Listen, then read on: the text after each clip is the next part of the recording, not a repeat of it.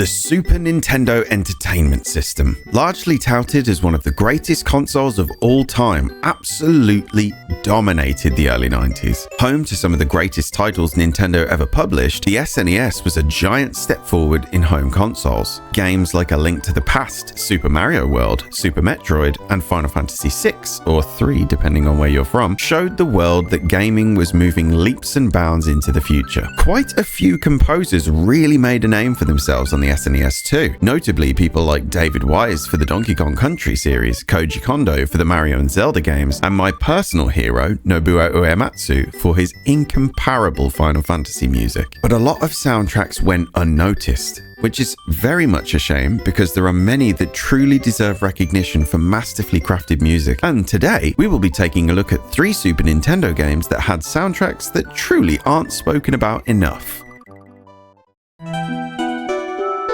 When you think of SNES games developed by Square, your mind usually goes to Final Fantasy, Secret of Mana, or Chrono Trigger. But there was a game that never left Japan, so realistically, if you haven't heard of it, don't feel bad. That game was Bahamut Lagoon, composed by Noriko Matsueda, who, here's the kicker, also composed the track found on Chrono Trigger, truly wrote a soundtrack worth listening to. She'd later go on to co-compose with Takahito Eguchi on Final Fantasy X-2, which also has quite a spectacular soundtrack. The soundtrack for Bahamut Lagoon feels like it exists in this strange, beautiful space between classic Square orchestration and something a little more experimental. It leans into rich melodies and sweeping emotion, but it isn't afraid to get a bit quirky or atmospheric when it needs to. There's a softness to some of the tracks that really stick with you, contrasted by battle themes that carry a surprising amount of weight for a game that flew so far under the radar. Honestly, this soundtrack wouldn't be out of place in a Final Fantasy entry. It really is a magical body of work that deserves a lot of love.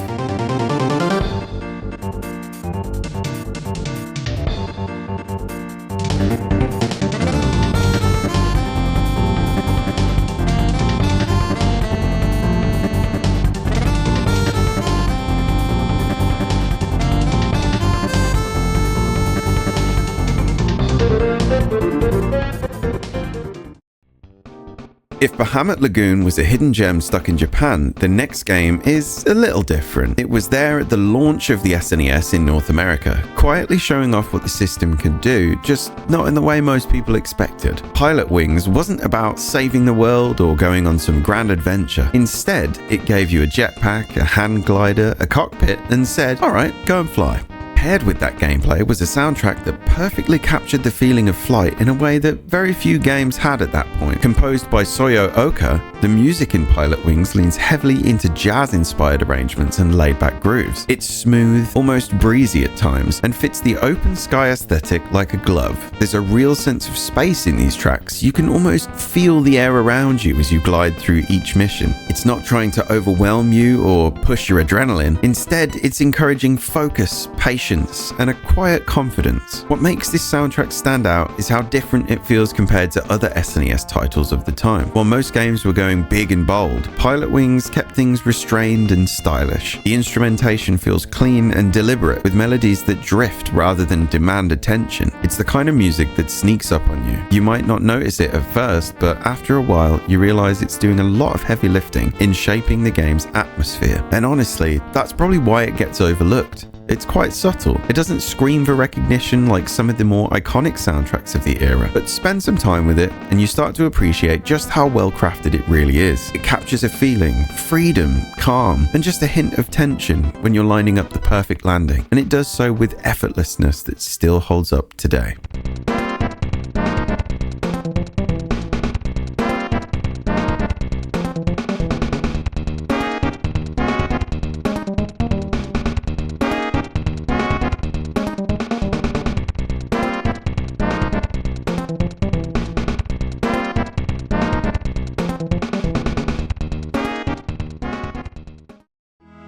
For our final entry, we're going to be talking about a game that, for those who have played it, is anything but forgotten, but its soundtrack still doesn't quite get the recognition it deserves. That game is Lufia 2: Rise of the Sinistrals. Developed by Neverland, it's often remembered for its clever dungeon design and puzzle mechanics, but what really ties the whole experience together is its music. Composed by Yasunori Shiono, the soundtrack for Lufia 2 is nothing short of exceptional. It leans into that classic SNES RPG sound, but with an identity that sets it apart from its peers. Right from the opening, there's a sense of scale and urgency that pulls you in, and as the game unfolds, the music evolves with it, matching every emotional beat along the way. What stands out most is how memorable the melodies are. Town themes feel warm and inviting, overworld tracks carry a sense of adventure, and the battle themes hit with a surprising amount of intensity. There's a real sharpness to the composition here. Every note feels purposeful, every track crafted to stick with you long after you've stopped playing. And then there are the more emotional moments, where the soundtrack slows things down and lets the weight of the story really sink in, adding a layer of depth that elevates the entire experience. Much like the game itself, the soundtrack for Lufia 2 sits in this strange spot where it's loved by those who know it, but rarely brought up in the wider conversation about the best music on the system. And that's a shame, because it absolutely deserves to stand alongside the greats. It captures everything that made the SNES RPGs special: the adventure, the emotion, the drama, and it delivers it with a level of polish that still holds up today. So if you've never given it a proper listen, do yourself a favor and dive in, because much like the other soundtracks we've talked about today, this is one that truly deserves to be heard.